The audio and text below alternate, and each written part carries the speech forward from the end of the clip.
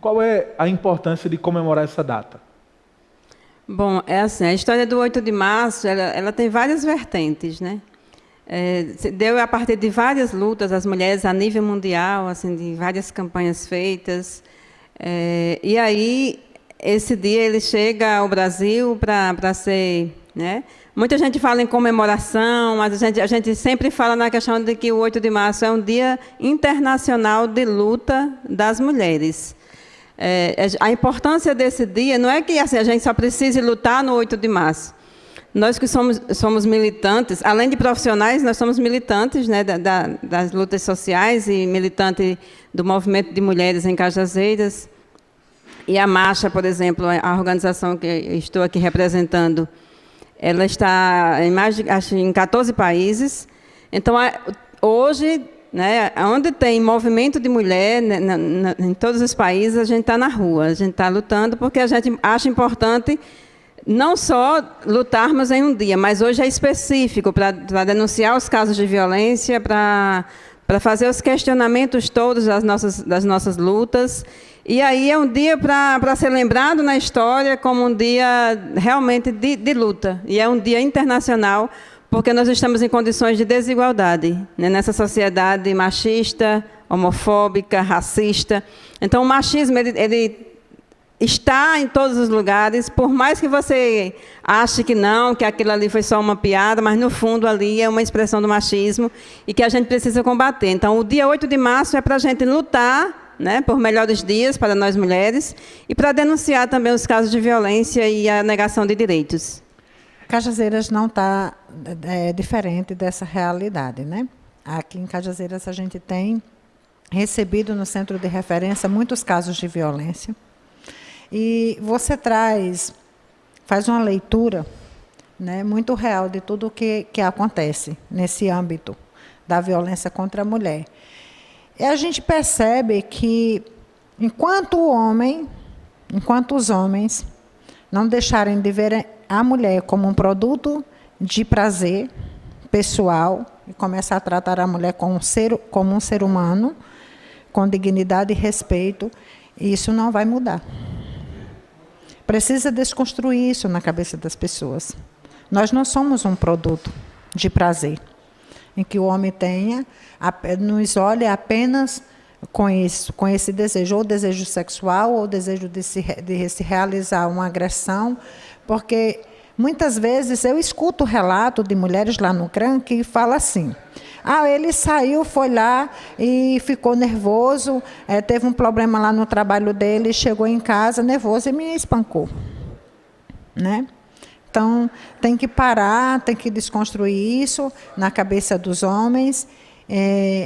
Nós, no Centro de Referência, temos atendido, em 2018, nós atendemos mais de 145 casos.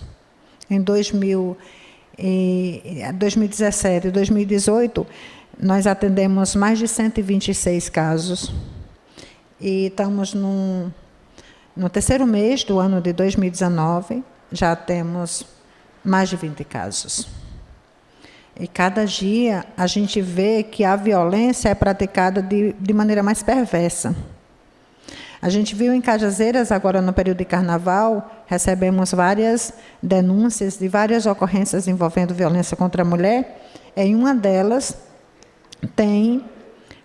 resultou em um espancamento de uma mulher que encontra-se na UTI do Hospital de Cajazeiras. Ainda não está muito claro para algumas pessoas a motivação dessa violência, se é uma violência de gênero ou se foi uma violência banal, né? Mas resultou nisso daí, nesse ato de perversidade, de maldade, que colocou uma mulher com um traumatismo craniano de nível bem elevado, que chegou a ter até um diagnóstico de morte encefálica. Então, a gente tem que fazer uma reflexão sobre isso daí, sobre esse comportamento de alguns homens, né, sobre as mulheres.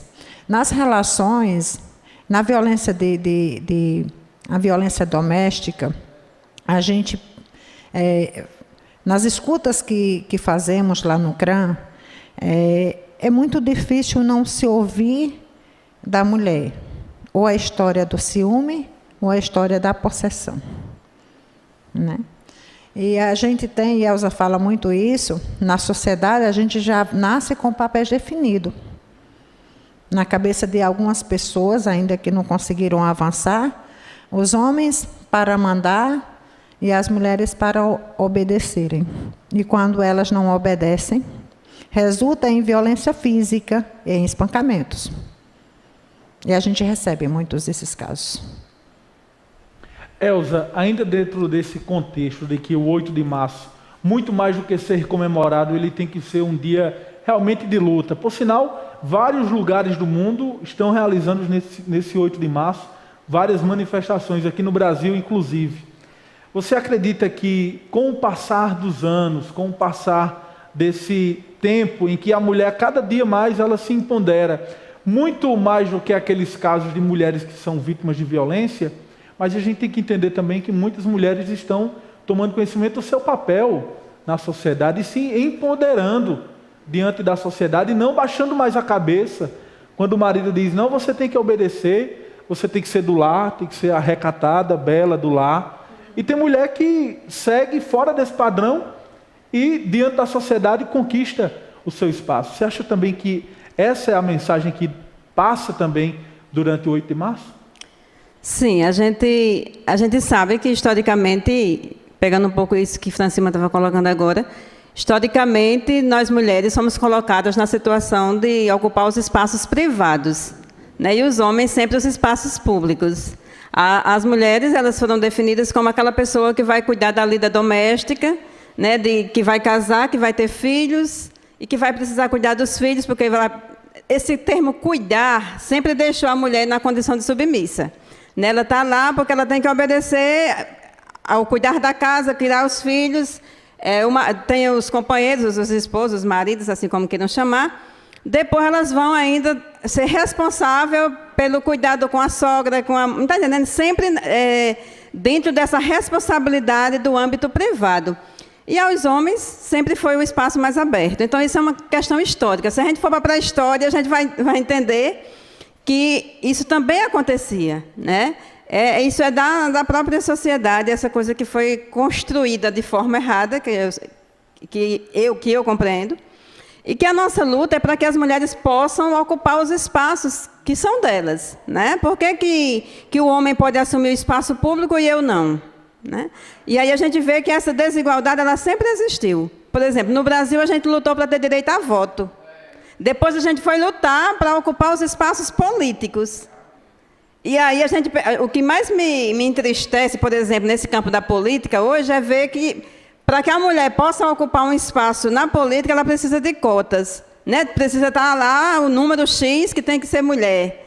Quando, na verdade, precisava ter um reconhecimento de que as mulheres e homens têm os mesmos direitos, né? Mas a nossa luta enquanto 8 de março é justamente essa, de tirar cada vez mais também as mulheres de casa. As mulheres precisam estar ocupando outros espaços. As mulheres precisam estar se profissionalizando, as mulheres precisam estudar, porque nos tiraram esse direito durante muito tempo.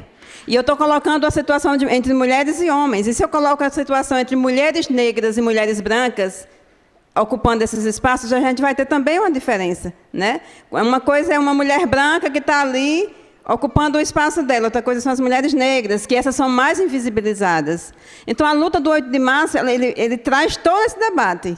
Por isso que eu digo que é um dia internacional de lutas, porque tudo ali que está negando a mulher de ocupar os seus espaços, a gente precisa botar na rua, botar, né, para a sociedade que a gente não aceita e não permite esse tipo de coisa.